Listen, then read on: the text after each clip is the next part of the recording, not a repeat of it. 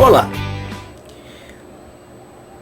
você sabe que nós temos pegadas filosóficas, approaches filosóficos.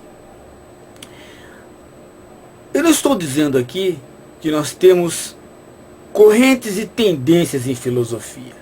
Eu estou dizendo aqui que, de um modo amplo, a filosofia fixou maneiras de trabalhar, approaches filosóficos, abordagens filosóficas. Nós podemos falar de uma abordagem crítica e nós podemos falar de uma abordagem terapêutica.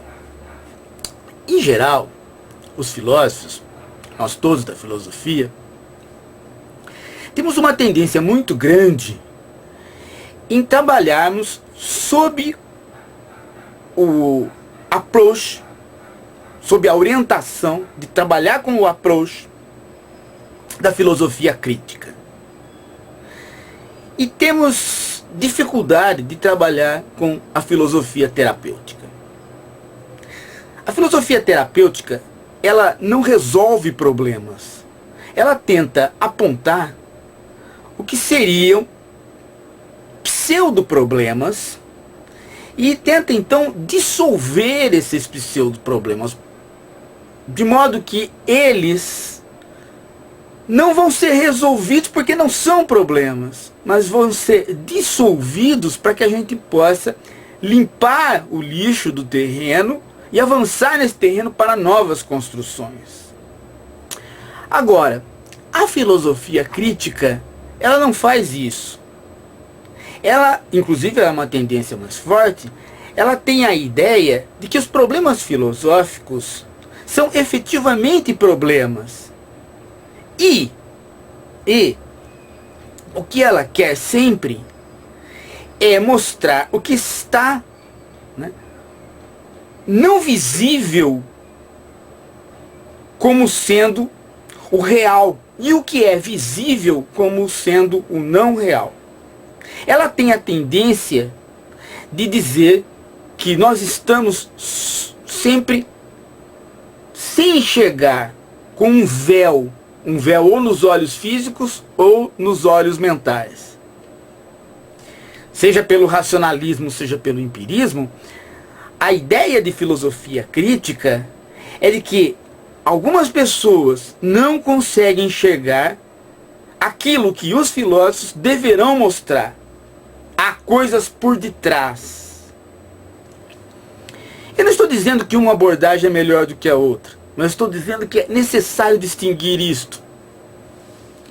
E vou mostrar hoje aqui as consequências da adoção da filosofia crítica. Não as boas consequências, mas as más consequências. Porque as boas, todo mundo tem o elenco de quanto que a filosofia crítica pode fazer, de quanto que a filosofia, como um olhar crítico da realidade, que vai mostrar aquilo que não se vê, é útil. Tanto quanto é útil a filosofia terapêutica. Mas o problema, às vezes, mais difícil, é de apontar os seus tropeços, não aquilo que ela é útil. Eu vou dar como exemplo um texto do professor, do filósofo José Arthur Gianotti. Ele é tipicamente de formação marxista, né? E, portanto, naquela linha de Platão, Marx, e entrar pelos contemporâneos carregando esta forte tendência, que inclusive forte na perspectiva uspiana, da qual eu faço parte, até como uma ideia de que a única filosofia possível é a filosofia crítica. E eu vou mostrar onde é que, muitas vezes, esta alta tendência à perspicácia acaba nos levando a determinadas falácias. Nós vamos ver aqui um trecho de um artigo do Gianotti, professor Gianotti, recente. E eu não quero entrar no mérito dos argumentos políticos do texto. O texto é sobre a política, sobre a conjuntura política atual, né? Dilma versus Serra, PT versus PSDB. Nós vamos entrar agora em 2010 para as eleições, então ele faz um comentário. Eu até não divirjo muito dos comentários que ele faz, já fiz artigos um pouco diferentes, mas nesta linha.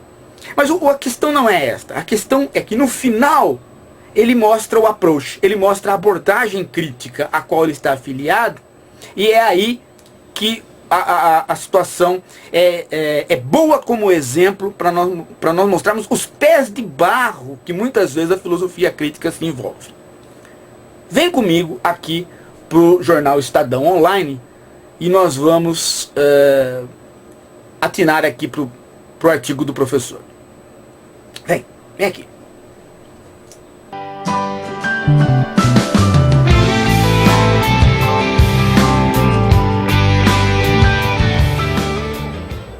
Tudo parece, o final do texto, tudo parece indicar que a campanha que agora se inicia será sangrenta e tenderá a ocultar os verdadeiros desafios que atualmente enfrentamos. A tendência é forçar cada candidato a se apresentar como o defensor do bolso do pobre, esvaziando o papel político que ele possa ter, ele candidato. Notaram? Eu vou ler de novo. Repare as palavras. Tudo parece indicar, esse é o final do artigo, hein? Olha, tudo parece indicar que a campanha que agora se inicia será sangrenta e tenderá a ocultar os verdadeiros desafios que atualmente enfrentamos. Viram? Ó, a campanha tenderá a ocultar os verdadeiros desafios. Como que nós vamos, depois de terminada a campanha, dizer que o Janoty está errado, esteve errado, errou ou acertou? Da maneira como ele fez, é impossível. Ele sempre vai estar acima do erro e do acerto. Ele usou de um subterfúgio do discurso filosófico crítico, para lançar a questão da ilusão. Ou seja, a campanha vai acontecer e ela vai ocultar os verdadeiros desafios que atualmente enfrentamos.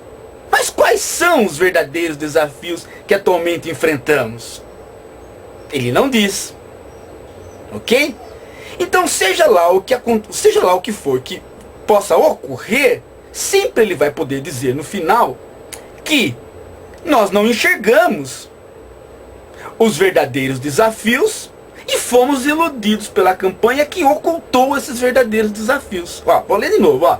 Tudo parece indicar que a campanha que agora se inicia será sangrenta e tenderá a ocultar os verdadeiros desafios que atualmente enfrentamos. Quais são os desafios que atualmente enfrentamos, professor Janoty? Ele não diz. Ok? Ele não diz. Depois ele diz assim, ó, a tendência é forçar cada candidato a se apresentar como defensor do bolso do pobre, esvaziando o papel político que ele possa ter. Ora, mas se o candidato defende o bolso do pobre, isso já não é o papel político que ele possa ter? Seja ele a direita ou a esquerda, seja ele quem for, seja ele a estratégica que ele propõe, se ele faz a defesa do bolso do pobre, ele está tomando sim um partido político e dando um conteúdo político. Agora, dizer como isso vai se desenvolver, isso é o decorrer da campanha. Então a palavra esvaziando o papel político que ele possa ter também é outra coisa que ele sempre vai poder dizer, né, no final da campanha. Não, ele disse, o candidato tal disse tal e tal e tal coisa, mas isso ainda foi esvaziar o conteúdo político da campanha, o conteúdo político que ele poderia ter, porque ele não disse tal e tal e tal coisa. Então ele trabalha com a perspectiva de que há alguma coisa que não vai aparecer, que há alguma coisa que vai ser a ilusão, que há alguma coisa que vai ser o irreal, e o que é real, só ele, Janoty, sabe. Só ele, filósofo da perspectiva crítica, porque fez a crítica, sabe. E como ele não contou, quando terminar tudo, ele vai dizer, foi isso, foi isso e foi isso que não foi feito na campanha. E eu disse que vocês seriam iludidos. E eu disse que o conteúdo político ia ser esvaziado. Eu disse que iriam ocultar os verdadeiros desafios que atualmente enfrentamos. O segredo do truque dele, né, e que talvez ele próprio não tenha percebido isso, que ele está envolvido com a filosofia crítica de tal modo que ela está dando um trançapé nele, talvez ele próprio não esteja consciente de que os verdadeiros desafios que atualmente enfrentamos é uma estratégia para ele sempre poder, ao final, dizer: o que foi apresentado para vocês não são os desafios verdadeiros que enfrentamos. E, portanto, toda a campanha foi um engodo, toda a campanha foi ilusão, toda a campanha foi o quê? O que o filósofo crítico gosta de dizer? Foi ideologia. Sacaram? Perceberam como esse discurso, que lança a ideia de que o filósofo pode desvendar a realidade, ele tem pés de barro? Por quê? Porque não se diz o que é a realidade. Não se diz. Então ele pode, tranquilamente, sempre dizer que acertou. Porque no fundo, ele já se coloca de antemão, a 11 meses antes do final, 12 meses antes do final da campanha, como abrindo a possibilidade de estar sempre certo. Este é o típico raciocínio da filosofia crítica. Eu não estou dizendo que o Gianotti fez isso de má intenção. Estou dizendo que isto, né, é característica da filosofia crítica. Ela dá um trançapé no próprio filósofo. Numa outra oportunidade nós vamos discutir as características da filosofia terapêutica. Gostaram? Pensem nisso. O artigo do Gianotti se chama Esquerda Amenizada, e está no jornal O Estado de São Paulo. Reflita bem. Até lá.